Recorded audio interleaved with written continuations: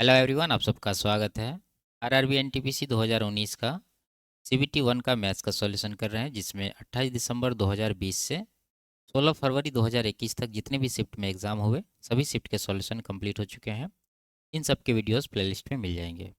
आज की क्लास में 17 फरवरी 2021 का पहला शिफ्ट का सॉल्यूशन करेंगे और इन सब का सॉल्यूशन पहले ही कंप्लीट हो चुका है। इनके वीडियोज़ देखने के लिए प्लेलिस्ट विजिट कर सकते हैं, लिंक नीचे डिस्क्रिप्शन में दिया गया है।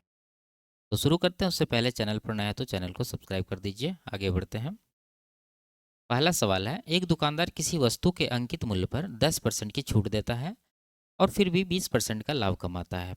यदि वस्तु का अंकित मूल्य 1200 रुपया है तो उसका क्रय मूल्य ज्ञात कीजिए। ठीक है, देखिए डिस्काउंट परसेंट और प्रॉफिट परसेंट दिया हुआ है, तो हम लोग यहाँ पर क्रय मूल्य और अंकित मूल्य का अनुपात आराम से निकाल सकते हैं।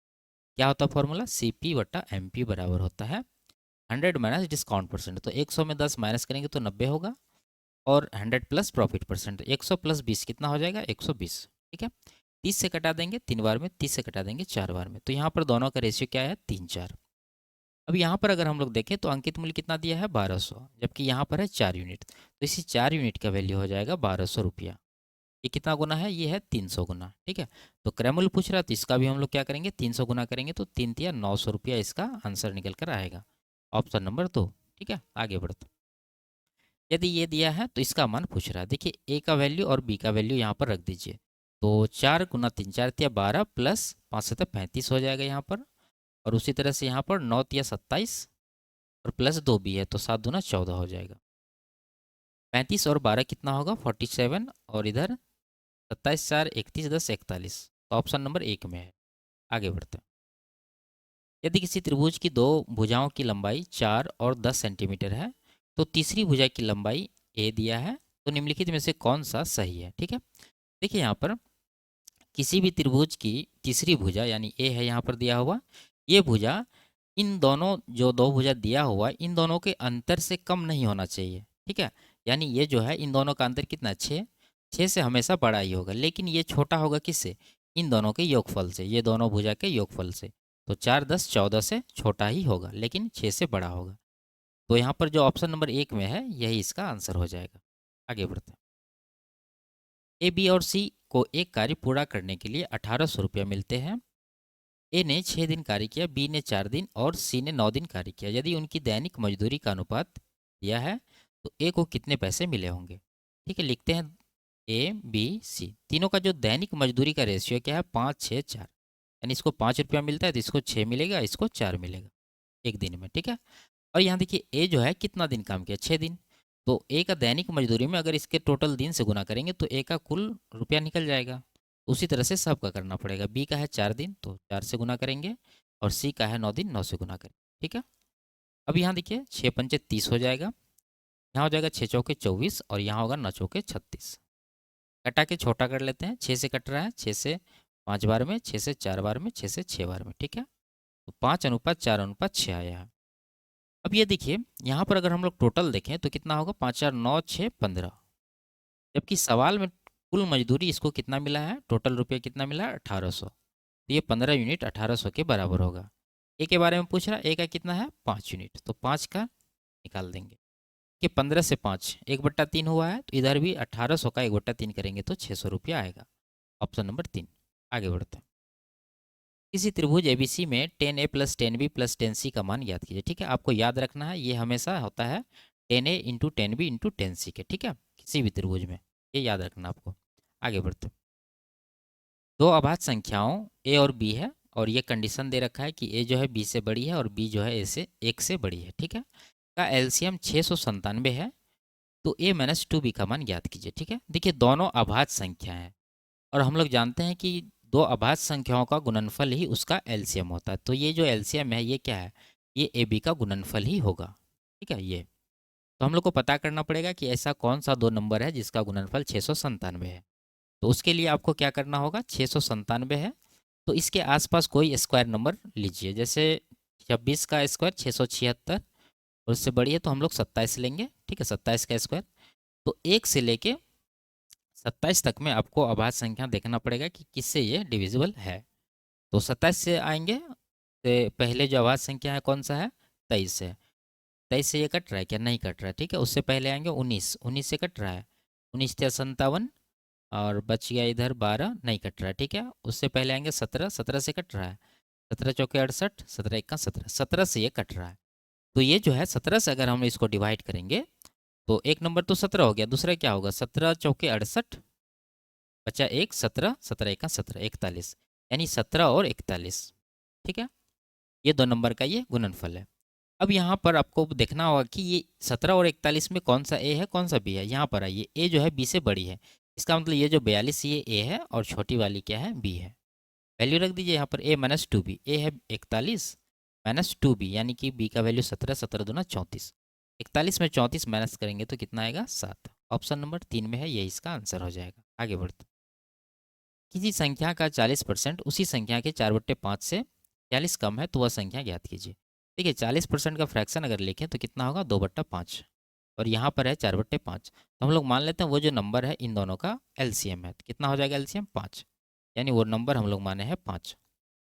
अब यहाँ अगर इसका 40% यानी कि 2/5 निकाले 5 का तो कितना आएगा? 5 का 2/5 2 आ जाएगा। अब इसी 5 का 4/5 निकालिए तो कितना आएगा? 4 आएगा। अब यही दोनों का अंतर जो है 46 दे रखा है, यानी कि दोनों का अंतर अगर देखें तो 2 यूनिट का है, जबकि यहाँ सवाल में है 46, तो ये 23 गुना है। तो संख्या पूछ रहा है, संख्या माने थे 5, तो 5 का भी 23 गुना करेंगे तो कितना आएगा? 115। ऑप्शन नंबर 3 इसका आंसर होगा। आगे बढ़ते, यदि ये दिया है तो a प्लस बी प्लस सी का मान पूछ रहा है, ठीक है। देखिए आप इसको वैल्यू पुट करके देख सकते हैं, अगर a b c तीनों का मान एक एक रख दें तो ये सेटिस्फाई कर रहा है। देखिए 1 प्लस 1 प्लस 1, 3 हो गया, 3 3 6, इधर भी 1 1 2 1 3, 3 दूना 6 बराबर हो रहा है, तो a प्लस बी प्लस सी कितना होगा? 3 हो जाएगा। ऑप्शन नंबर 1 लगा सकते हैं। दूसरा तरीका, अगर मान लीजिए इसमें और कुछ रहता, जैसे 2a² रहता, 3b² रहता और यहाँ पर भी कुछ रहता, तो यहाँ से a का वैल्यू हम लोग कैसे निकालते? देखिए आपको रखना है बाहर 2, बाकी सभी नंबर को अंदर गुना कर देंगे, 2 रख के बाहर, बाकी देखना है कि a का गुणांक क्या है। यहाँ पर तो 1 है, 1 देंगे, और यहाँ देखना आपको a² का गुणांक क्या था? 1 था, तो 1 से भाग करेंगे। उसी तरह से b का निकालना होगा, तो b का गुणांक क्या है? 1 है, और यहाँ b² का गुणांक क्या था? 1 था। उसी तरह से c का भी हो जाएगा 1/1, सबका वैल्यू 1 ही आएगा, ठीक है। तो इस तरह का जब सवाल आएगा तो हम आपको करके दिखाएंगे। आगे बढ़ते हैं, इसमें कह रहा है सुंदरी, कासु और ज्योति में से प्रत्येक ने 2 परीक्षाओं में भाग लिया, नीचे उनकी 2 परीक्षाओं में से प्रत्येक के प्राप्त अंकों और पूर्णांकों का अनुपात दिया गया है, ठीक है। ये है पहला परीक्षा का, ये दूसरा का, नीचे वाला पूर्णांक है, उसमें ये जो है ऊपर वाला प्राप्तांक है। तो देखेंगे कि सवाल क्या करे कि उनमें से डैश ने सर्वाधिक प्रगति दर्ज की, तो निकालना होगा इसका बढ़त सबसे अधिक है। सुंदरी का अगर निकालें तो ये देखिए, इसको परसेंटेज में बदल लीजिए, ज़्यादा आसान रहेगा। तो ये कट रहा है, ये 6 चौके 24, ये 12 दूना 24, 12 पंजे 60, 2/5, 1/5 20%, तो 2/5 कितना होगा? 40%, ठीक है। इससे ये बढ़ के कितना हो गया है? 32/40, तो इसको भी कटाइए, 8 पंजे 40, 8 चौक 32, 4/5 कितना होगा? 1/5 20%, तो 20 का 4 गुना यानी कि 80%, ठीक है। ये 40 से 80 हो गया। अब इसका देखें कासू का, तो 35/70 है, तो घटाएंगे 1/2 आएगा, 1/2 कितना होता है? 50%। और इसका 9 से कट रहा है क्या? 6 से कट रहा है, 6 9 54, 6 दाई 60, 10/9 कितना होता है? 90%, यानी ये हो गया 50 से 40, ये 50 से 90। ज्योति का देखें तो ये 27 से 90 है, तो इसको कटाएंगे 9 से, 9 तिया 27, 9 दाई 90, 3/10 को 30% कहते हैं। और उसी तरह से इसका निकालेंगे, 5 9 45, 5 दाई 50, 9/10 90% हुआ है, ठीक है। तो सबसे ज़्यादा प्रगति कहाँ पर हुआ है? देखिए 40 था 80 हुआ, 50 था 90 हुआ, 30 था 60, ये 30 था 90 हो गया, सबसे ज़्यादा यहाँ पर बढ़त है 60% का, ठीक है। तो ये किसका है? ज्योति का, तो केवल ज्योति जो है इसका आंसर हो जाएगा। आगे बढ़ते, 7,500 की धनराशि पर 4% वार्षिक दर से 2 वर्ष का चक्रवृद्धि ब्याज ज्ञात कीजिए। सिंपल सा है, देखिए इसको बेसिक से निकालेंगे। पहला वर्ष कितना ब्याज मिलेगा? 7500 का 4%, तो 75 का 4 गुना कितना होगा? 300। दूसरा वर्ष कितना मिलेगा? 300 ही मिलेगा, लेकिन दूसरा वर्ष प्लस में इसको ये भी मिलेगा, पहला साल के ब्याज पर भी 4% ब्याज मिलेगा, यानी कि 300 का 4% कितना हो जाएगा? 12 रुपया। तो टोटल हो गया 3 3 6 और 12, 612 रुपया। ऑप्शन नंबर 1 में है। आगे बढ़ते हैं, दो संख्याओं के एलसीएम और एचसीएफ का गुणनफल 32 है और संख्याओं का अंतर 4 है, उन संख्याओं का योग ज्ञात कीजिए, ठीक है। देखिए दोनों का एलसीएम और एचसीएफ का गुणनफल ये है, तो हम लोग दोनों संख्याओं का गुणनफल भी यही कह सकते हैं। यानी कि अगर मान लें संख्या ए और बी है तो दोनों का गुणनफल कितना हो जाएगा, 32 हो जाएगा। और दोनों का अंतर है 4, यानी ए माइनस बी बराबर है 4।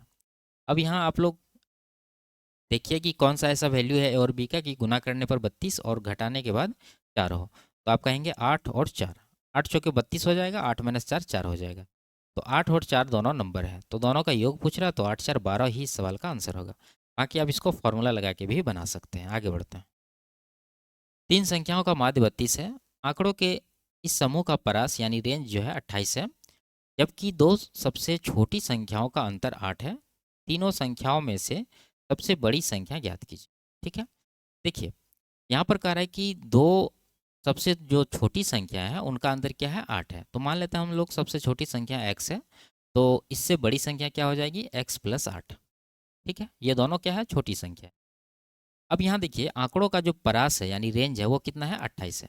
परास मतलब क्या होता है कि सबसे बड़ी संख्या माइनस सबसे छोटी संख्या। अगर सबसे छोटी संख्या हम लोग x माने तो सबसे बड़ी क्या होगा, इससे 28, ये जो परास है 28 अधिक होगा, यानी कि ये होगा x प्लस 28। ठीक है, तीनों नंबर हम लोग को पता चल गया। अब यहाँ पर हम लोग क्या निकालना है, हम लोग को सबसे बड़ी संख्या है, तो x का वैल्यू निकालना होगा। उसके लिए आपको योग निकाल लीजिए सबका। सबका जोड़ बराबर कितना होगा, माध्य तीनों का 32 है, तो योग होगा 32 तिया 96, यानी 3 नंबर का है तो 3 से गुना करेंगे 96। तो 3 बार x है तो 3x हो जाएगा, इधर 96 माइनस 28 60 36। ठीक है, तो x बराबर हो जाएगा 96 माइनस 36 60 बटा 3, कटाने के बाद कितना आएगा 20। सबसे बड़ा संख्या यहाँ है, इसमें x का वैल्यू रख दीजिए, कितना हो जाएगा 20 प्लस 28 48, 48 इस सवाल का आंसर होगा, ऑप्शन नंबर डी। आगे बढ़ते हैं। 8 आदमी 9 घंटे प्रतिदिन कार्य करके किसी कार्य को 20 दिन में पूरा कर सकते हैं। 7 आदमी 10 घंटे प्रतिदिन कार्य करके उसी कार्य को कितने दिन में पूरा करेंगे। फॉर्मूला लगाएंगे M1 T1 वाला। तो 8 आदमी है, 9 घंटा करता है, 20 दिन लगता है। उसी तरह से दूसरा कंडीशन में 7 आदमी है, 10 घंटा काम करता है, कितने दिन लगेंगे, डी मान लेते हैं, डी दे लगेगा। कटाएंगे इसको 10 से 2 बार में, अब नहीं कटने वाला, 8 9 72 दूना 144 और नीचे आएगा 7 उधर से बराबर डी। डी का वैल्यू ऑप्शन नंबर डी में है। आगे बढ़ते हैं। 4 अंकों की सबसे बड़ी पूर्ण वर्ग संख्या को 4 अंकों की सबसे छोटी पूर्ण वर्ग संख्या से विभाजित करने पर प्राप्त भागफल क्या होगा। तो हम लोग देखेंगे कि 4 अंकों की सबसे बड़ी पूर्ण वर्ग संख्या कौन सी है। तो 4 अंक की सबसे बड़ी संख्या अगर लिखें तो होगा 9999। इससे अगर एक आगे जाएंगे तो निकलेगा क्या, 10,000। ये 10,000 जो है वर्ग संख्या, ये किसका वर्ग है, 100 का। ठीक है, तो हम लोग इससे जस्ट पहले वाला लेंगे, यानी 100 का स्क्वायर, तो इससे एक अधिक है। अगर 4 अंक में हम लोग को देखना है कि सबसे बड़ी वर्ग संख्या कौन सा है, तो इससे एक कम यानी कि 99 का स्क्वायर लेना होगा। ठीक है, अब नहीं तो इसका वर्गमूल निकाल के घटा के भी कर सकते हैं। तो 99 का स्क्वायर आपको याद होना चाहिए क्या होता है, 9801। ठीक है, अब यहाँ पर आते हैं सबसे छोटी संख्या। अगर सबसे छोटी संख्या देखें 4 अंक का तो क्या होगा, 1000। अब 1000 से जस्ट बड़ी वर्ग संख्या आपको देखना है कौन सी है, तो आप कहेंगे 1024 जो कि है 32 का स्क्वायर। ठीक है, ये सब आपको याद रहना चाहिए, बराबर पूछा जाता है। तो 1024 है, तो 1024 से इसको आप डिवाइड करेंगे तो कितना आएगा, देखिए 10 बार में तो कट नहीं रहा है, 10 नवा 90, 10 बार में 10 दाई 100, यानी 10,000 से ऊपर हो जाएगा। तो 10 बार में नहीं कट रहा है, और 9 बार के बराबर देखेंगे तो 10 नवा 90 हो रहा है, तो 9 में भी नहीं कट रहा है, इसका मतलब 10 से कम होगा आंसर, ऑप्शन नंबर डी। ठीक है, 10 से अधिक नहीं होगा, 10 के बराबर भी नहीं होगा। आगे बढ़ते हैं। यदि किसी संख्या के 60% को 36 में जोड़ा जाए तो यह वही संख्या बन जाएगी, वह संख्या ज्ञात कीजिए। मान लेते हैं संख्या x है, उसमें जो है संख्या के 60% को, यानी इसका 60% निकालेंगे तो कितना होगा, 60% मतलब 3/5।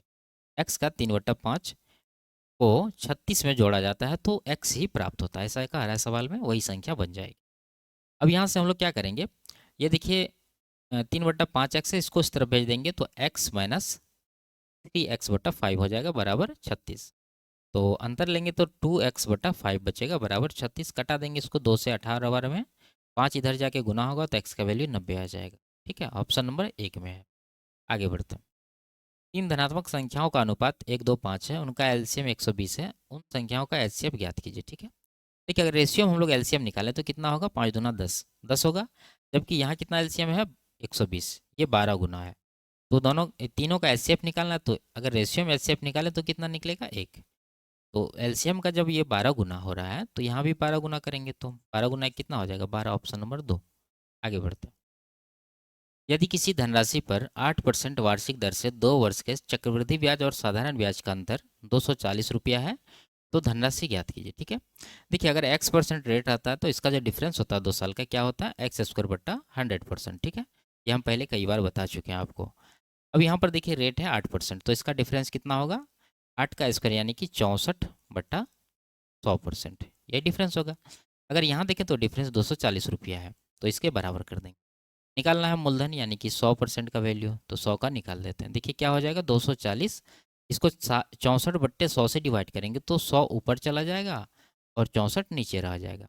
और 100% का निकालना है तो 100% का यहाँ पर गुना भी करना पड़ेगा। ठीक है, अब यहाँ पर कटाएंगे, 16 चौके 64, 16 इक्का 16, 16 पंचे 80, 4 से इसको 25 बार में, 25 गुना 15 कितना हो जाएगा, 250। और इधर हो गया आपको 250 और यहाँ पर हो गया 25 पंचे 125, यानी कि 375 हो जाएगा। और उस पर 2 जीरो यहाँ से आ जाएगा, 37,500, ऑप्शन नंबर डी में है। आगे बढ़ते हैं। यदि किसी त्रिभुज एबीसी में भुजाओं ए बी और ए सी पर बिंदु डी और ई इस प्रकार स्थित है कि डी ई बी सी के समांतर है और ए डी बी डी का अनुपात है 3:5, ए सी बराबर 4 है, तो ए का मान पूछ रहा है। ठीक है, एक त्रिभुज हम लोग बना लेते हैं यहाँ पर, क्या नाम है, ए बी सी। भुजा ए बी और ए सी पर डी ई है, तो मान लेते हैं कि यहाँ पर जो है डी है और यहाँ पर क्या है, ई है, और ये जो है समांतर है बी सी का, यहाँ पर कह रहा है। और ए डी और बी डी का रेशियो है 3:5, यानी ए डी अगर 3 यूनिट है तो बी डी कितना है, ये 5 यूनिट। और ए सी है 4 सेंटीमीटर, यानी ये पूरा जो है ए सी 4 सेंटीमीटर है। देखिए ये दोनों समांतर है, तो जो रेशियो इसका है 3:5 वही रेशियो इसका भी होगा 3:5। ठीक है, अगर देखिए ए सी यहाँ रेशियो में तो 3 + 5 कितना यूनिट का होगा, 8 यूनिट, जबकि यहाँ दिया है 4 सेंटीमीटर, तो ये 8 यूनिट 4 सेंटीमीटर के बराबर होगा। कितना गुना है, ये हाफ गुना है। तो क्या पूछ रहा है, ए है कितना, 3 यूनिट है, तो 3 का भी हाफ करेंगे तो कितना आएगा, 1.5, ऑप्शन नंबर 1 में है। आगे बढ़ते हैं। 3 सेंटीमीटर, 4 सेंटीमीटर और 5 सेंटीमीटर भुजाओं वाले 3 छोटे छोटे घनों को पिघलाकर एक बड़ा घन बनाया जाता है। तीनों छोटे घनों के पृष्ठीय क्षेत्रफलों के योग और बड़े घनों के पृष्ठीय क्षेत्रफल का अनुपात ज्ञात कीजिए। ठीक है, तो सबसे पहले ये जो तीनों घन को मिला के एक बड़ा घन बनाया जा रहा है, पहले इस बड़े घन का भुजा निकालना पड़ेगा। उसके लिए क्या करना होगा, इन तीनों छोटे घन का आयतन निकाल के जोड़ना पड़ेगा। तो आयतन निकालने का फॉर्मूला क्या होता है, ए क्यूब। ठीक है, तो हम लोग यहाँ पर डायरेक्ट लिखते हैं, पहला घन का भुजा है 3, तो 3 का क्यूब कितना हो जाएगा, 27। और उसके बाद दूसरा का निकालते हैं, 4 है, तो 4 का क्यूब कितना होगा, 64। तीसरा का 5 का क्यूब 125। सबको जोड़िए कितना होगा, ये हो जाएगा 216। यानी ये जो 216 आया है बड़ा वाला घन का ये आयतन है। अगर बड़ा वाला घन की भुजा को ए मान लेंगे तो ए क्यूब बराबर हो जाएगा यहाँ से 216, तो ए बराबर कितना होगा, 6। ठीक है, और पृष्ठीय क्षेत्रफल का अनुपात पूछ रहा है, तो इसका हम लोग पृष्ठीय क्षेत्रफल भी निकाल लेते हैं, क्या होता है, 6a², तो ये भी हो जाएगा 216। अब यहाँ आते हैं छोटा वाला घन के पृष्ठीय क्षेत्रफल में। तो पृष्ठीय क्षेत्रफल का तो फॉर्मूला वही रहेगा, 6a²। तो यहाँ पर ए हो जाएगा इसका 3, यानी कि 3 का स्क्वायर, उसमें 6 जोड़ेंगे तो 3 या 9 छः के 54 हो जाएगा ये। दूसरा को अगर जोड़ें तो 4 चौके 16 छः के 96 हो जाएगा। तीसरा 5 गुना 5 25 छः के 150। सबको जोड़िए कितना आ रहा है, इधर 6 4 10 बचा 1, 5 1 6 9 15, 15 5 20 बचा 2, 2 1 3, 300 रेशियो निकालना। ठीक है, तो पहले क्या पूछ रहा है, तीनों घनों का योग, तो तीनों का आया है 300 और बड़ा वाला का कितना है 216, तो इन दोनों का रेशियो निकाल रहे हैं यहाँ पर। तो ये देखिए 4 से तो कट ही रहा है और साथ में 6 1 7 2 9 3 से भी कट रहा है, तो 4 तिया 12 से कटा देते हैं, 12 दूना 24, 12 पंचे 60, 12 एक का 12, 12 अठे 96, यानी 25 और 18, ऑप्शन नंबर 3 में है, ये इसका आंसर हो जाएगा। आगे बढ़ते हैं। यदि ए बी बराबर ये है तो इसका मान पूछ रहा है, तो यहाँ से पॉइंट हटा देंगे तो हम लोग क्या हो जाएगा, ये 25 का 25, 2500 के 100, ए का वैल्यू 1, बी का 4, यहाँ पर रख दीजिए, आंसर आएगा। तो ए का वैल्यू 1 रखेंगे तो यहाँ कितना बनेगा, 2 1 का 2 -4, माइनस का 2 बन गया। ठीक है, और यहाँ पर 2 1 का 2 +4 6 बन गया, उसमें प्लस का 2/9 करना है। इसको कटाते हैं एक बार में, इसको 3 बार में। अब यहाँ जो एलसीएम 9 आएगा, 3 तिया 9, माइनस का यहाँ पर 3 हो जाएगा, प्लस का 2 हो जाएगा, कुल मिलाकर माइनस का 1/9। ऑप्शन नंबर 2 में है। आगे बढ़ते हैं। एक 22 मीटर लंबे और 14 मीटर चौड़े खेत में 4 मीटर लंबा, 2 मीटर चौड़ा और 1.5 मीटर गहरा गड्ढा खोदा जाता है। यदि गड्ढे से निकाली मिट्टी को शेष खेत में एक समान रूप से फैलाया जाता है तो खेत के स्तर में होने वाली वृद्धि ज्ञात कीजिए। ठीक है, देखिए सबसे पहले हम लोग देखेंगे कि खेत का क्षेत्रफल कितना है। खेत तो आयताकार होगा, तो इसका जो एरिया होगा वो होगा लंबाई गुना चौड़ाई, यानी कि 22 गुना 44, 22 गुना 14, कितना हो जाएगा ये 14 दूना 28, 14 दूना 28, 2 30, 308 मीटर स्क्वायर, ये खेत का क्षेत्रफल है। अब यहाँ मान लीजिए कि ये एक खेत है हमारा, और इसमें हम कहीं पर ये मान लेते हैं यहाँ पर एक गड्ढा खोद रहे हैं, और इससे जो मिट्टी निकल रहा है वो बाकी क्षेत्र में फैला रहा है। तो सिर्फ ये वाला एरिया में जो है मिट्टी को फैलाया जाएगा, क्योंकि ये तो गड्ढा है, यहीं से मिट्टी निकाला जा रहा है, तो उसमें क्यों डालेंगे, ये बाकी क्षेत्र में हम लोग मिट्टी को डालेंगे।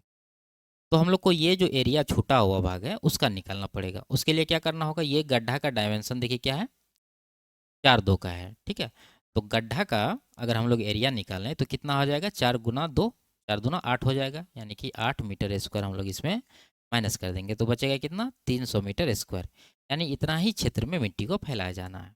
क्लियर है। अब आगे देखिए, अगर हम लोग यहाँ पर देखें, अगर कोई आयताकार क्षेत्र है उसमें मिट्टी से भर के ऊंचा करेंगे तो वो घनाभाकार शेप लेने लगेगा। ठीक है, तो यहाँ पर देखिए खेत का क्षेत्रफल कितना है, 300, और पहले ये देख लीजिए कि मिट्टी का आयतन कितना होगा, इससे निकाले गए मिट्टी का आयतन ये हो जाएगा आपको 4 गुना 2 गुना 1.5, यानी जो घनाभ का आयतन निकालने का फॉर्मूला होता है वही यहाँ पर लगाएंगे, LVH। ये आयतन बराबर कर देंगे हम लोग ये खेत में जो घनाभ का शेप लेगा उसके आयतन के। तो खेत का क्षेत्रफल कितना बचा है, 300, और ऊंचाई बढ़ेगा तो ऊंचाई को मान लेते हैं H है, तो H हम लोग को निकालना है। ठीक है, अब यहाँ देखिए H बराबर क्या होगा, आप यहाँ से भी कटा सकते हैं, नहीं तो H बराबर कर दीजिए आप 4 दूना 8, 8 गुना 1.5 कितना हो जाएगा 12, और ये 300 को नीचे लाएंगे, ये जो है मीटर में है और आंसर दे रखा है सेंटीमीटर में, तो इसको हम लोग 100 से जब गुना कर देंगे तो ये सेंटीमीटर में बदल जाएगा। 0 0 काटेंगे, 3 से ये कट जाएगा 4 बार में, तो H का मान कितना आ गया, 4 सेंटीमीटर, ऑप्शन नंबर डी। आगे बढ़ते हैं। यदि किसी समबाहु त्रिभुज की एक भुजा 2 सेंटीमीटर है तो उस त्रिभुज का क्षेत्रफल और ऊंचाई ज्ञात कीजिए। ठीक है, √3 और √3 हो जाएगा। कैसे, आपको हम पहले कई बार बता चुके हैं। मान लीजिए कि किसी भी त्रिभुज, समबाहु त्रिभुज का भुजा अगर 10 यूनिट है तो उसका एरिया निकालने के लिए हम लोग क्या करते हैं, पहले भुजा को 2 से डिवाइड करते हैं, फिर उसका स्क्वायर करके √3 लगाते हैं। तो यहाँ पर 10 है, इसको 2 से डिवाइड करेंगे तो 5 आएगा, 5 का स्क्वायर कितना होगा, 25 होगा, और उसमें √3 भी लगाना है। तो ये हो गया हमारा एरिया। अब ऊंचाई निकालने के लिए क्या करते हैं, इसको 2 से डिवाइड करते हैं और √3 लगाते हैं। यहाँ पर स्क्वायर हम लोग नहीं करते हैं, तो 10 में 2 से डिवाइड करेंगे तो 5 आएगा, उसमें √3 लगा देंगे, तो ये हो गया ऊंचाई। ठीक है, ये 10 था तो इस तरह से हम लोग निकाल लिए। यहाँ पर 2 दे रखा है तो 2 को 2 से डिवाइड करेंगे तो एक ही आएगा, एक को √3 से गुना करिए तो दोनों जगह वही आएगा। ठीक है, इस तरह से आप निकाल सकते हैं। आगे बढ़ते हैं। एक एक्सप्रेस ट्रेन 100 किलोमीटर प्रति घंटा की औसत चाल से यात्रा करती है और प्रत्येक 75 किलोमीटर के बाद 3 मिनट के लिए ठहरती है। 600 किलोमीटर की यात्रा करने के लिए एक्सप्रेस ट्रेन को कितना समय लगेगा।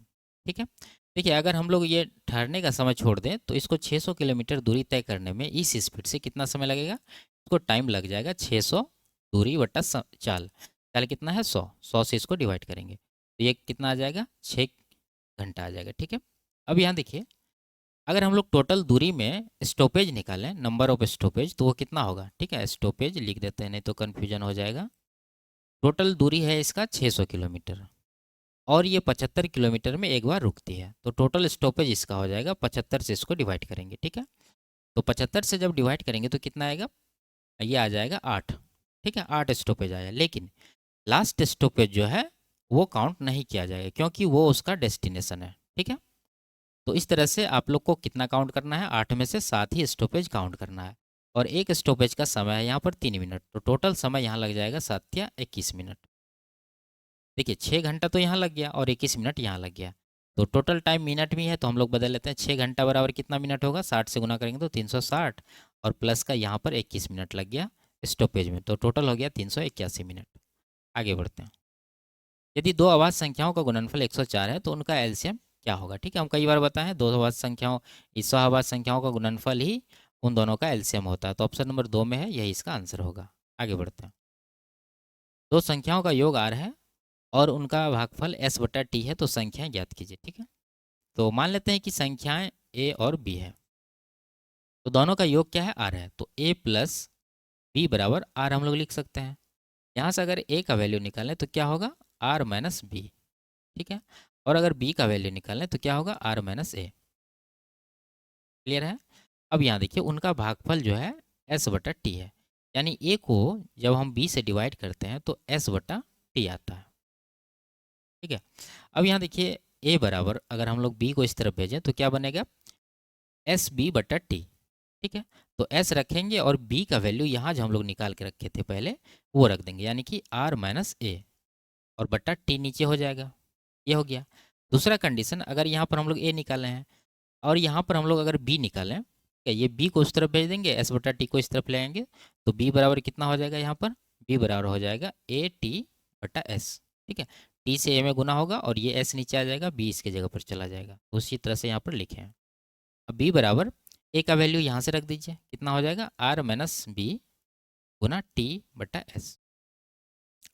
अब देखिए क्या करना हम लोग को, t को यहाँ से गुना करना है इसमें, तो ए टी हो जाएगा और यहाँ पर भी ए एस को गुना करके इस तरफ लाएंगे, तो माइनस में ए एस है, इस तरफ आएगा तो प्लस में ए एस हो जाएगा, बराबर हो जाएगा क्या, एस आर। ठीक है, अच्छा सवाल है ये। तो यहाँ पर हम लोग ए कॉमन लेंगे, ए कॉमन लेंगे तो बचेगा अंदर क्या, टी प्लस एस बराबर एस आर। तो ए बराबर हो जाएगा एस आर बट्टे टी प्लस एस। ठीक है, तो ए का वैल्यू तो ये आ गया है, एक ही ऑप्शन में यहाँ दिख रहा है एस आर बट्टे एस प्लस टी। ठीक है, तो इस तरह से आंसर लगा सकते हैं। अगर दूसरा का भी आप निकालना चाहें तो सेम यही प्रोसेस है, इसको भी यहाँ गुना कर दीजिए, फिर कॉमन लेके इस तरफ भेज दीजिए तो आंसर आ जाएगा। ठीक है, आगे बढ़ते हैं। इसको हल करना है तो पहले यहाँ भाग का क्रिया करते, दोनों कट जाएगा, एक हो जाएगा इसका वैल्यू, यहाँ पर भी कट जाएगा, एक हो जाएगा, 8 गुना 1 8 प्लस 8, ऊपर भी 8 प्लस 8, कुल मिला के ऊपर वाला और नीचे वाला कट जाएगा, तो 1 गुना 1 एक ही सवाल का आंसर होगा। आगे बढ़ते हैं। इसको 26 से विभाजित करने पर शेष क्या प्राप्त होगा। देखिए 25 पर पावर 25 है, तो ये 25 जो आधार में, इसको हम लोग लिख सकते हैं क्या, 26 माइनस 1, उसका पावर क्या है 25 है, तो 25 पावर में लगा देते हैं और नीचे आ जाएगा 26। इसको डिवाइड करेंगे तो क्या शेष आएगा, देखिए यहाँ जो है कोष्टक में ये 25, ये 26 है। ठीक है, तो 26 से ये 26 तो कटना ही है, ये हमारा हो जाएगा शेषफल। ठीक है, हमेशा इसी तरह से करते हैं, रिमाइंडर थ्योरम का सवाल है। तो यहाँ पर जो है शेषफल हमारा आ जाएगा माइनस का 1, लेकिन पावर का भी आपको देखना है, पावर 25 है तो 25 आ जाएगा ऊपर। तो माइनस का जब ओड पावर करेंगे तो माइनस में ही आंसर आएगा, यानी माइनस का 1 आया है शेषफल, तो आंसर तो माइनस में नहीं है। आंसर जब माइनस में नहीं है तो हम लोग को क्या करना पड़ेगा, इसमें फिर से ये जो डिविज़र है 26 वो जोड़ना पड़ेगा, तो 26 जब जोड़ेंगे तो कुल मिला के 25 इसका आंसर आएगा, ऑप्शन नंबर 2। आगे बढ़ते हैं। यदि 9 छात्र एक वृत्ताकार मार्ग पर खड़े हैं तो उनमें से किन्हीं 2 छात्रों के सदैव एक साथ खड़े होने की प्रायिकता ज्ञात कीजिए। ठीक है, अच्छा सवाल है। देखिए एक वृत्ताकार इस तरह का मार्ग है, इसमें 9 छात्र बैठे हैं, 1 2 3 4 5 6 7 8 9। ठीक है, अब यहाँ पर देखिए 9 स्टूडेंट्स हैं, तो इसका जो पॉसिबल तरीके हैं बैठने के वो कितने हो सकते हैं, डायरेक्ट शॉर्टकट है, याद रखिए। अगर मान लीजिए कि n आदमी है तो इसका जो पॉसिबल तरीके हैं बैठने के तो n माइनस 1 फैक्टोरियल हो जाता है इसका। ठीक है, तो यहाँ पर टोटल 9 छात्र हैं, तो इसका जो पॉसिबल है, टोटल पॉसिबल तरीका वो कितना हो जाएगा, 9 माइनस 1 का फैक्टोरियल, इसको आप बोल सकते हैं 8 का फैक्टोरियल। ठीक है, अब यहाँ क्या कर रहा है कि आगे 2 छात्रों के सदैव एक साथ खड़े होने की प्रायिकता। अब यहाँ देखिए अगर मान लीजिए इसमें 9 सीट है, इसमें कोई 2 सीट को एक ही काउंट करेंगे, तो हमारे पास बचा कितना, टोटल 8, टोटल 8 सीट बचा, क्योंकि 9 ही था पहले, और यहाँ पर 2 को एक साथ हम लोग काउंट कर रहे हैं तो टोटल कितना हो जाएगा, 9 हो जाएगा।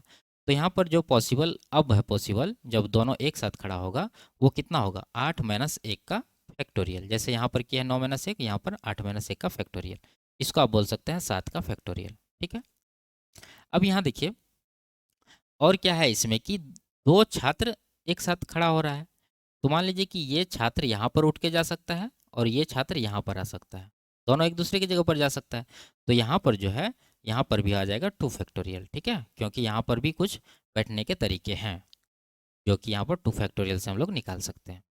अब देखिए प्रायिकता निकालना है, प्रायिकता निकालने के लिए हम लोग क्या करते हैं, जो संभव है, ठीक है, जो फेवरेबल है उसको ऊपर देते हैं, तो यहाँ पर फेवरेबल यहाँ पर है, यानी कि 7 का फैक्टोरियल गुना 2 का फैक्टोरियल, और नीचे टोटल टोटल पॉसिबिलिटी यहाँ था 8 का फैक्टोरियल, तो वो नीचे देंगे।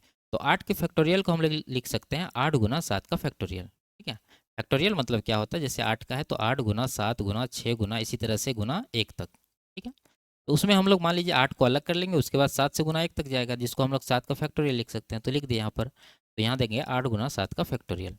ये 7 फैक्टोरियल ऊपर नीचे कट जाएगा, ऊपर 2 का फैक्टोरियल मतलब 2 गुना 1, तो 2 हो जाएगा, नीचे आ जाएगा 8, कटाएंगे इसको एक बार में, ये 4 बार में, तो 1/4 इसका प्रायिकता निकल कर आया, ऑप्शन नंबर 3। ठीक है, आगे बढ़ते हैं। यदि ये दे रखा है तो इसका मान पूछ रहा है। देखिए यहाँ पर अगर हम लोग इसको दोनों तरफ होल क्यूब कर दें तो ये वाला वैल्यू निकल कर आएगा। तो 3 ए का क्यूब कितना होगा, 3 3 9 27 ए का क्यूब, प्लस इसका क्यूब, ये हो जाएगा 64 बी का क्यूब। ए क्यूब प्लस बी क्यूब हो गया। अब चाहिए प्लस का 3ab, यानी कि 3 गुना ए है 3a गुना बी कितना है 4b, इंटू ए प्लस बी लिख देते हैं 3a प्लस 4b है, बराबर ये 2 का क्यूब 8। अब यहाँ देखिए इसका वैल्यू तो निकालना ही है जो कि पूछा जा रहा है। हम लोग इसमें जो है करेंगे आगे क्या, 3 तिया 9 9 चौके 36। ठीक है, और यहाँ बचा ए बी का वैल्यू यहाँ पर है 1/36, तो यहाँ लगा देंगे 1/36। ठीक है, और ये कोष्टक में देखिए, कोष्टक में 3a प्लस 4b है, इसका वैल्यू कितना दे रखा था, 3, 3 नहीं 2 दे रखा था। ठीक है, 2, तो इसके जगह पर 2 देंगे और बराबर 8 करेंगे। अब यहाँ 36 36 तो कट ही जाएगा, 2 को इस तरफ भेज देंगे तो कितना हो जाएगा, ये 8 माइनस 2 यानी कि 6। ठीक है, तो इसका वैल्यू कितना आ गया है 6, ऑप्शन नंबर 1 में है, ये इसका आंसर होगा। आगे बढ़ते हैं। एक दुकानदार वस्तुओं पर उनके क्रय मूल्य से 20% अधिक मूल्य अंकित करता है, उसके बाद वह उस पर छूट देता है और 8% का लाभ कमाता है। दुकानदार द्वारा प्रदान की गई छूट ज्ञात कीजिए। मान लेते हैं कि वस्तु का जो क्रय मूल्य है सीपी वो कितना है 100 है, तो ये 20% अधिक अंकित कर रहा है, यानी कि इसका जो मार्क प्राइस बन रहा है 120 बन रहा है, 100 से 20% अधिक 120 हो जाएगा। अब ये जो है इस पर डिस्काउंट दे रहा है कितना का, जो भी डिस्काउंट दे रहा है लेकिन 8% का लाभ कमा रहा है। 8% का लाभ मतलब क्या, जो क्रय मूल्य है हमारा उस पर 8% का प्रॉफिट, तो 100 में से 8% इसमें जोड़ दीजिए तो हो जाएगा कितना 108, यानी 120 अंकित करके 108 में बेच रहा है। तो कितना का यहाँ डिस्काउंट दे रहा है, यहाँ 12 का डिस्काउंट है किसके ऊपर, 120 के ऊपर, तो ये है 10%, ऑप्शन नंबर 3 में है। आगे बढ़ते हैं। इसमें यदि किसी माह में भोजन और शिक्षा पर किया गया व्यय 18,000 है तो उस माह में लगभग कुल कितनी रकम व्यय की गई। ठीक है, देखिए भोजन और शिक्षा, भोजन का है 3.5, शिक्षा का है 2.5, दोनों को जोड़ेंगे तो कितना आएगा 3 2 5 1 6 यूनिट, जबकि यहाँ दे रखा है 18,000, 18 के लिख देते हैं इसको, तो ये 3 गुना है। तो निकालना हम लोग को टोटल, तो टोटल को जोड़ना पड़ेगा। यहाँ हो गया 6 और यहाँ जोड़ लीजिए इधर से 2 3 5 1 6 2 8 8 2 10 10.3 और इधर हो गया 6, यानी कि 16.3 का निकालना है।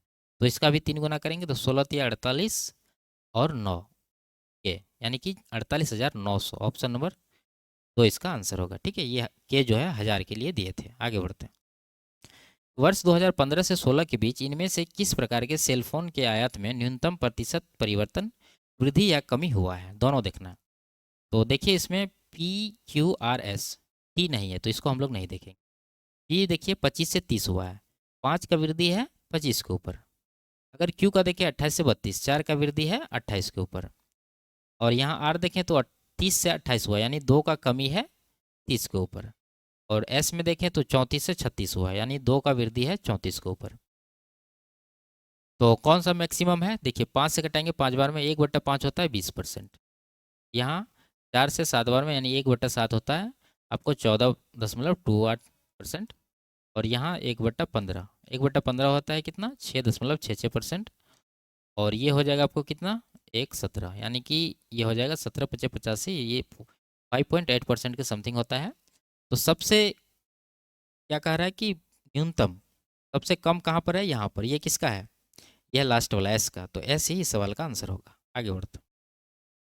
दिल्ली राज्य में सभी वर्षों के दौरान क्लर्क पद के लिए रिक्तियों की औसत संख्या कितनी है, तो दिल्ली यहाँ पर है और सभी वर्ष में ये चारों है। जोड़िए सबको, 7 7 14 6 20 7 27, 27 1 28.2, इसको 4 से डिवाइड करेंगे, 4 7 28, ठीक है, और 0 4 5 20, यानी 7.05 आया है। और ये जो डेटा है वो क्या है, 1000 में दिया गया है, तो इसको हम लोग 1000 से गुना करेंगे। जब 1000 से गुना करेंगे तो 70-50 इसका आंसर आएगा। आगे बढ़ते हैं। इसमें कह रहा है कि निर्माण की मासिक कार्य प्रगति को दर्शाता है ये। यदि जुलाई महीने में दर्ज की गई कार्य प्रगति दी गई अवधि में किसी भी महीने में दर्ज की गई अधिकतम प्रगति के बराबर है, तो बताइए जुलाई के अंत तक कितना निर्माण कार्य पूरा हो जाएगा।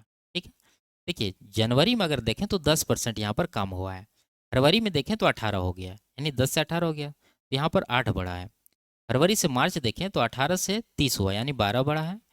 और मार्च में अगर देखें तो मार्च में जो है ये फरवरी से मार्च 12 हुआ, मार्च से अप्रैल जो है 30 से 36 हुआ, यानी कि 6 का वृद्धि है। अप्रैल से मई जो है 36 से 40 हुआ, 4 का वृद्धि हुआ है। और मई से जून 40 से 44 हुआ है, 4 का वृद्धि है। तो अधिकतम वृद्धि कहाँ है, यहाँ पर है 12। कहने का मतलब यहाँ जो सवाल में कह रहा है कि जुलाई महीने में जो है इस महीने में अधिकतम वृद्धि हुआ, उतना वृद्धि दर्ज किया गया। तो जुलाई में कितना होगा, 44 से ये 12 अधिक, 44 में अगर हम लोग 12 जोड़ दें तो कितना आएगा, 56, यानी जुलाई महीने के अंत तक 56% काम कंप्लीट हो गया होगा। ऑप्शन नंबर 3 इसका आंसर है। आगे बढ़ते हैं। तो ये लास्ट सवाल था। वीडियो आपको कैसी लगी कमेंट में ज़रूर बताइए। अच्छी लगी तो वीडियो को लाइक शेयर और चैनल को सब्सक्राइब कर दीजिए। फिर मिलते हैं अगले क्लास में, तब तक के लिए बाय बाय, टेक केयर।